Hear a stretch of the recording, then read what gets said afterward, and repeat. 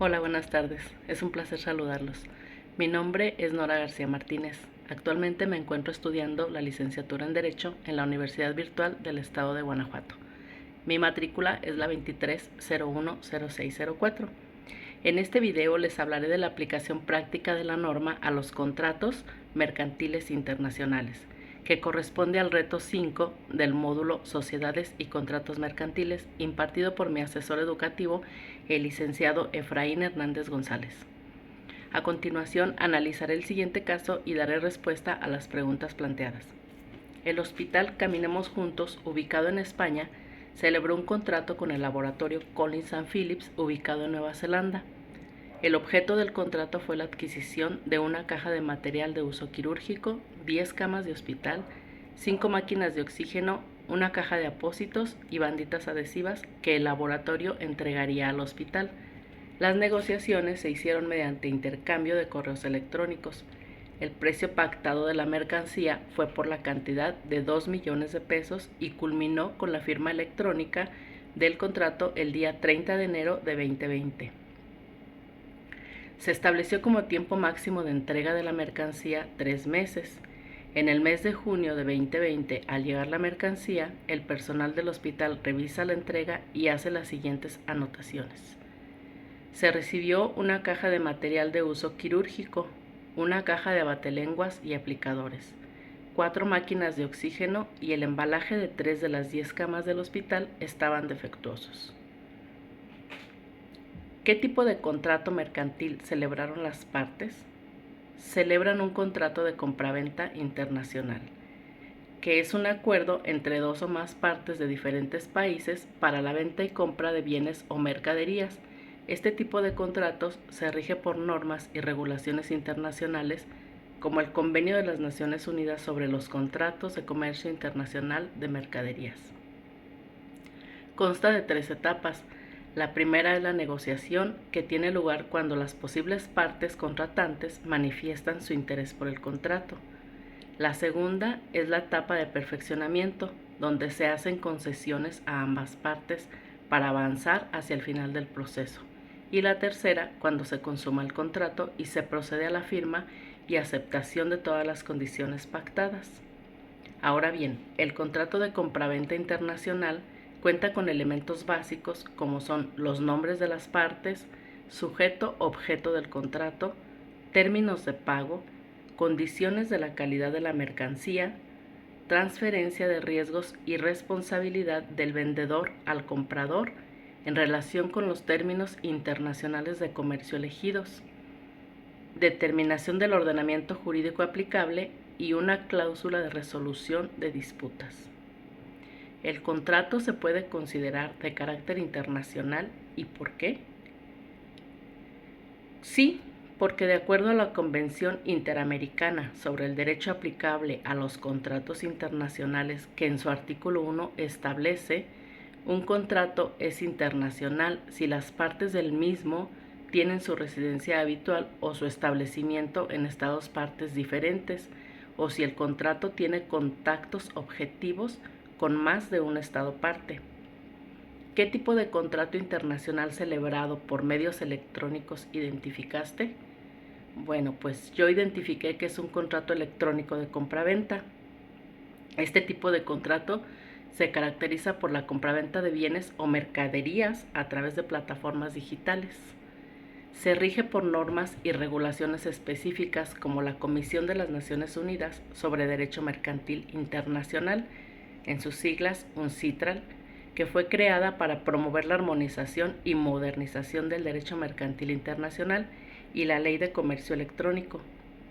Mediante este acuerdo legal, las partes firmantes expresan su voluntad, adquiriendo obligaciones legítimas cuyo cumplimiento puede ser exigido por ambas partes. No es necesaria la presencia física simultánea, el consentimiento se realiza por medios electrónicos como la firma electrónica y es recogido en un archivo digital. ¿Qué obligaciones corresponden a cada parte por la suscripción del contrato? La Convención de Naciones Unidas sobre los Contratos de Compraventa Internacional de Mercaderías señala en sus artículos del 30 al 52 las obligaciones de las partes. Las obligaciones del vendedor son entregar la mercancía acordada, proporcionar información precisa y completa, garantizar la calidad y seguridad de la mercancía y responder a las consultas y reclamos del comprador.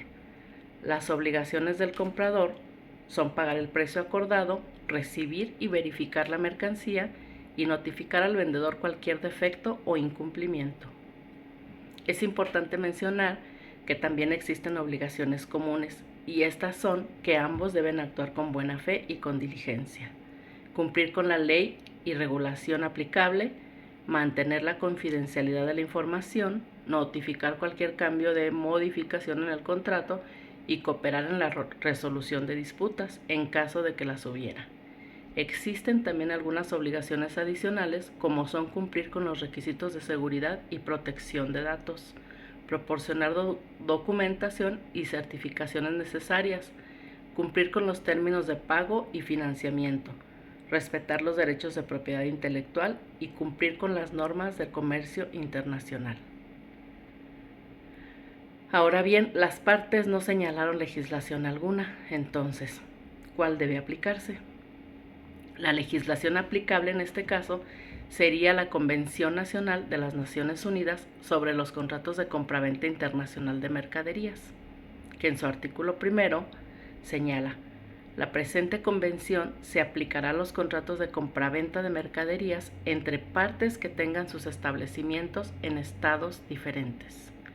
Y la Ley de Comercio Electrónico, que es una normativa que regula las transacciones comerciales realizadas a través de medios electrónicos.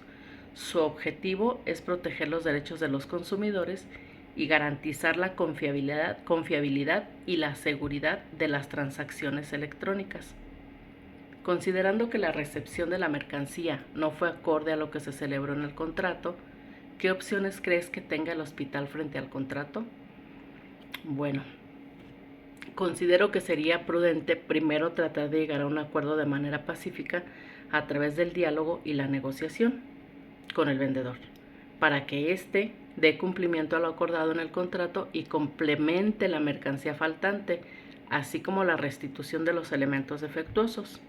Si esto no llegara a suceder, entonces el hospital puede proceder de manera legal, solicitando la indemnización de daños y perjuicios por incumplimiento del contrato, establecidos en los artículos del 74 al 77 de la Convención Nacional de las Naciones Unidas sobre los contratos de compraventa internacional de mercaderías.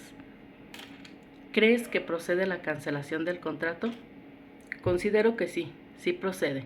En este caso se presenta una condición que es causa de cancelación de contrato y es el incumplimiento. Además de que el contrato presenta vicios, pues no cumple con las especificaciones solicitadas, tiene defectos y fue entregado a destiempo.